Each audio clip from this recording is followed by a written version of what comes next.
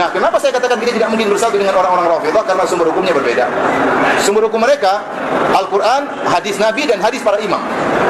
Dan hadis para imam. Ternyata hadis itu bukan cuma hadis Nabi SAW saja, tapi hadis para imam. Kenapa? Karena imam-imam mereka yang mereka yakin 12 orang, kedudukannya sama dengan Nabi. Dari sisi maksum, sama-sama tidak mungkin salah. Karena 12 imam ini nggak mungkin salah, berarti perkataannya dan perbuatannya merupakan argumentasi, merupakan dalil, merupakan hujah. Oleh karenanya kalau kita kembali kepada literatur mereka, kita dapati buku-buku mereka bukan buku-buku hadis Nabi.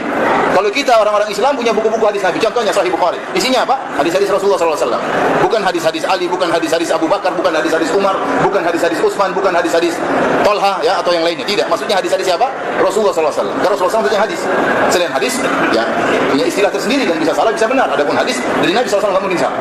Kita punya Sahih Muslim, juga hadis-hadis Nabi. Kita punya, ya, Sunan Abi Dawud, juga isinya hadis-hadis Nabi. Kita punya Sunan Tirmidzi, isinya hadis-hadis Nabi. Kita punya Sunan Nasai, kita punya Sunan Ibnu Majah, kita punya Musnad Imam Ahmad, isinya hadis-hadis Nabi. Kita punya Mustadrak Al-Hakim, isinya hadis-hadis Nabi SAW.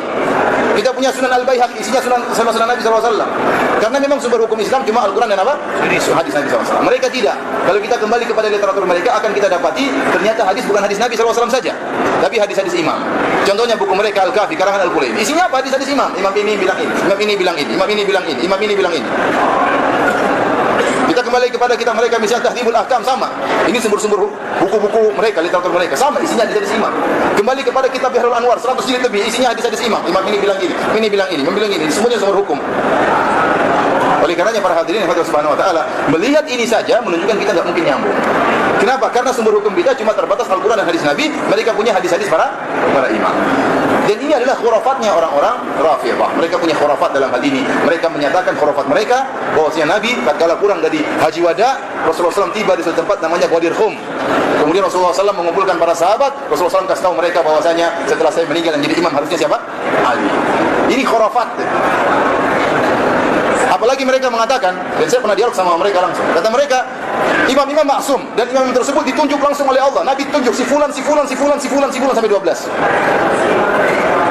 Dan kata mereka penunjukan ini sudah mutawatir, cuma sahabat sembunyikan itu berita. Sebenarnya semua sudah tahu, tapi para sahabat bagaimana tidak tahu? Waktu di Ghadir Khum, Rasulullah SAW sampaikan. Makanya mereka punya hari raya namanya hari raya apa? Ghadir Khum, hari raya Idul Ghadir. Kenapa? Itu hari raya paling hebat bagi mereka, lebih daripada Idul Fitri dan Idul Adha. Kenapa? Karena mereka meyakini pada hari tersebut Nabi mengatakan yang jadi imam setelah saya siapa? Ali bin Abi Thalib. Namun para sahabat berkhianat, sehingga waktu Rasulullah SAW meninggal yang diangkat menjadi imam siapa? Abu Bakar radhiyallahu anhu. Dari situ orang-orang Rafidhah meyakini para sahabat semuanya kafir tatkala itu setelah Rasulullah SAW wafat. Gara-gara mereka mengingkari keimamahan siapa? Ali bin Abi Thalib radhiyallahu taala anhu. Makanya saya katakan, agama mereka ini dibangun di atas meyakini 12 imam. Paham? Saya ulangi. Makanya mereka menamakan julukan mereka dengan Syiah Imam 12. Paham?